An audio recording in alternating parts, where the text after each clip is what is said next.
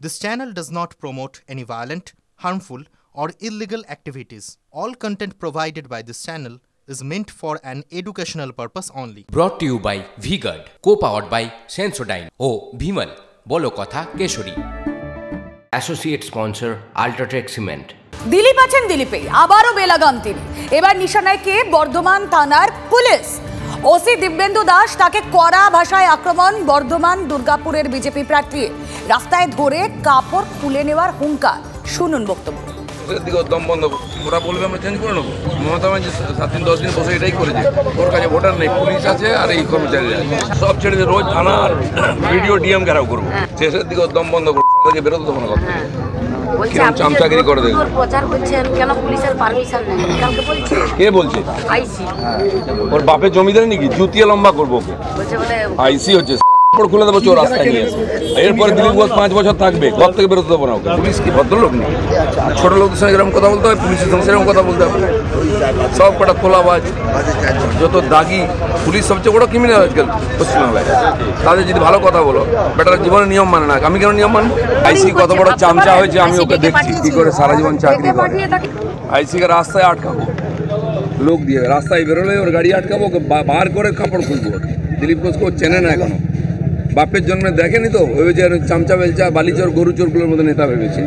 ওকেই টার্গেট করবো আমি আগে। ওকে বলে দেবেন রাস্তায় না বেরোই, দিলীপ ঘোষ তোর প্যান্ট খুলে নেবে, চোর রাস্তায় দাঁড় করিয়ে। আর পারলে আমার কাছে বিরুদ্ধে কমপ্লেন তোর গিয়ে ইলেকশন কমিশনে। আর তারপরে আমি বলে দিচ্ছি আইসিকে, এই 1 মাস পরে তো ভাবছে দিলীপ ঘোষ চলে যাবে, দিলীপ ঘোষ 5 বছর থাকবে। রাস্তায় জুতো পেটা করবে ধরে, আর করেছে, ওকে বলে না। আমি ভদ্র আছি বলে ওরা ভাবছে যা ইচ্ছা করে নেবে। ও মমতা ব্যানার্জি আসুক আর অভিষেকে আসুক, দিলীপ ঘোষ কিন্তু বর্ধমানে থাকবে, ওরা চলে যাবে। তোর কোন মা বাপ বাঁচায় সেটা আমি দেখব।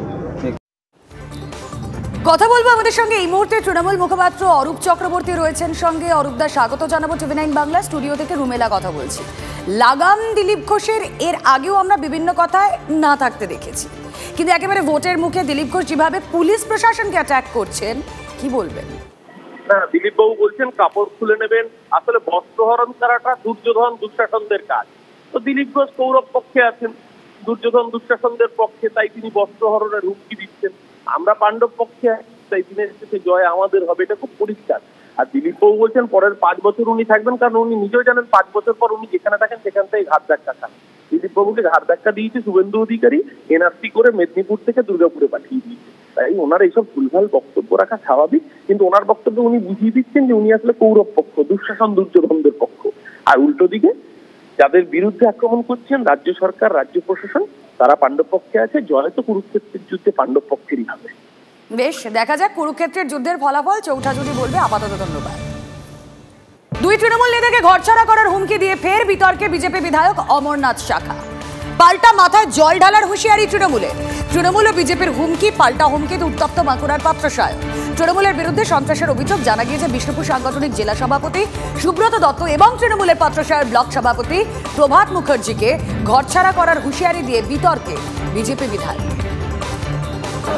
আমি আপনাদের কাছে প্রশ্ন রাখছি, 2024 সালের পরে গোপাল দত্তকে কি পাত্রসায়ে পাওয়া যাবে? কি হচ্ছে? গোপাল দত্ত কি পাত্রসায়ে পাওয়া যাবে? গুলাম মুখুজ্জেকে কি পাওয়া যাবে? এইটা আমরা দেখতে চাই। তাদেরকে আমরা ঘর ছাড়া করবো। কারণ বাবার ক্ষমতা নেই, পুলিশ প্রশাসনের বাবার ক্ষমতা নেই যে তাদেরকে আটকায়। এইটাকে তো এখনই মন করতে পারলে এখন আমি গোপাল দত্তকে বাড়ি ছাড়া করতে পারি। আমার কর্মীগুলো কিন্তু ঠিক থাকে। কেউ একটা চোর, কোনো পোস্টার আছে চোর বাদ দিয়ে কোনো পোস্টার আছে তার গায়ে? 15% বালির কমিশন খাচ্ছে, কোনো আছে কি? আর এরা তো 19 সালে আমাদের সমিত্র খাঁ জিতার পরে গোপাল দত্ত তো ঘর ছাড়া হয়ে গেছিল।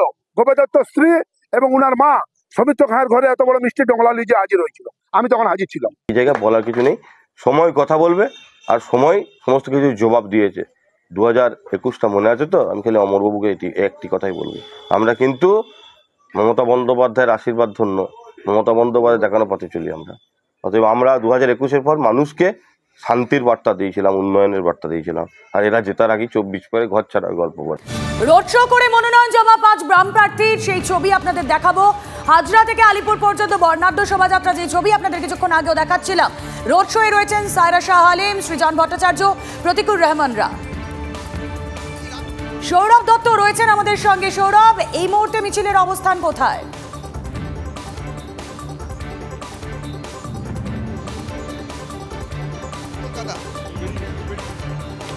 আমি বেরিয়ে যাই, আপনার ফ্রেম দাও। সৌরভ, এই মুহূর্তে মিছিল ঠিক কোথায়? সেই দেখো, আলিপুরে যে প্রশাসনিক কার্যালয়, জেলা যে প্রশাসনিক কার্যালয়, সেইখানে মিছিল কিন্তু সেখানকার যে সিগন্যাল রয়েছে সেই সিগন্যালে কিন্তু মিছিল আটকে পড়েছে। কারণ এই রাস্তাটি বামেদের যে মিছিলের জন্য আগে থেকে অনুমতি নেওয়া ছিল, তার জন্য গাড়ির যে যানজটের যে ব্যবস্থা, যাতে এখানে কোনোভাবে যানজট তৈরি না হয়, যাতে মিছিলটি সুষ্ঠুভাবে আসতে পারে, সেই রকম কোনো ব্যবস্থা পুলিশ প্রশাসনের পক্ষ থেকে নেওয়া হয়নি বলে অভিযোগ করছেন বামেরা। তারা বলছেন, এখানে সিপিএম রাজ্য সম্পাদক মোহাম্মদ সেলিম ছিলেন। 5 প্রার্থীর সমর্থনে যে মনোনয়ন মিছিল, সেখানে সেই যাত্রাপথে মাইক বাজছে, মাইকে খেলা হবে, গান বাজছে। আর সেখানে রাজ্য সম্পাদক মোহাম্মদ সেলিম স্পষ্টই জানাচ্ছেন যে কেন এই ধরনের পরিস্থিতি হলো। দীর্ঘদিন আগে থেকে এই অনুমতি নেওয়া ছিল, সেই অনুমতি থাকা সত্ত্বেও কেন এইভাবে মাইক বাজানো হচ্ছে, বিরোধীদের মিছিল, সেখানে পুলিশ প্রশাসন কেন যানজটের ব্যবস্থা করলো না। এটা সৃজন আমাদের সঙ্গে রয়েছে। মাইক বাজছে, জন্য জ্যাম হয়েছে, তৃণমূলকে ধরুন, বলুন কি আপনাদের ও যত গান বাজাবে ও গান কেউ শোনে না, ও ভোগে চলে গেছে। যত গান বাজাবে তত ভোট কমবে। আপনাদের পারমিশন অনেক আগে থেকে নেওয়া ছিল, আপনাদের পারমিশনের জন্য জ্যাম হয়েছে। ধরুন, পারমিশন কি আগে থেকে নেওয়া ছিল? হ্যাঁ, মনোনয়ন জমা দেওয়ার পারমিশন কি নেওয়া থাকে না নাকি? মনোনয়ন জমা দেওয়ার রুট জানা না? এত দিন ধরে, এত বছর ধরে এই বাড়িতে এত প্রার্থী মনোনয়ন জমা দিচ্ছে। এই অসভ্যতা প্রমাণ করলো যে রাজ্য প্রশাসন মানুষের অধিকার রক্ষায় কোনো রকম চেষ্টা করবে না। মানুষ এর জবাব 1 জুন দিয়ে দেবে, প্রতিটি দফায় দিচ্ছে। 5 প্রার্থীর সমর্থনে থাকা একটা মিছিল, সেই মিছিল আসবে, সেই মিছিলের পথ যাতে সুষ্ঠুভাবে মিছিলও এগোতে পারে, আবার যানজটও তৈরি না হয়, এটাই তো প্রশাসনের কাছে প্রত্যাশা করেন। সেটা কি দেখতে পেলেন আজকে? আরে আমি তো এই জন্য বললাম, এই প্রশাসন পাপেট প্রশাসন। এই পুলিশ, এই প্রশাসন, এরা খাটের তলায়, ফ্ল্যাটের তলায় লুকানো টাকা, কয়লা, বালি, চাকরি, গরু, লটারি, 35টা প্লট একটা রাস্তার উপরে, এই সমস্ত চুরির টাকা রক্ষা করার জন্য এই প্রশাসনকে রাখা হয়েছে। ফলত এই প্রশাসন কোনো অবস্থাতেই নিরপেক্ষ ভূমিকা পালন করবে না, এর মধ্যে থেকে মানুষের জবাব দেবে। আমরাও যখন মনোনয়ন দিতে যাচ্ছি, বেশ কিছু অভিযোগ তারা তুলছেন, যান নিয়ন্ত্রণে কোনো ব্যবস্থা নেই। আমরা দেখতে পাচ্ছি সেই ছবি, তার মধ্যে দিয়ে মনোনয়ন জমা দিতে যাচ্ছেন 5 বাম প্রার্থী। Brought to you by V-Guard, co-powered by Sensodyne O Bhimal, বলো কথা Keshari. Associate sponsor Ultratech Cement.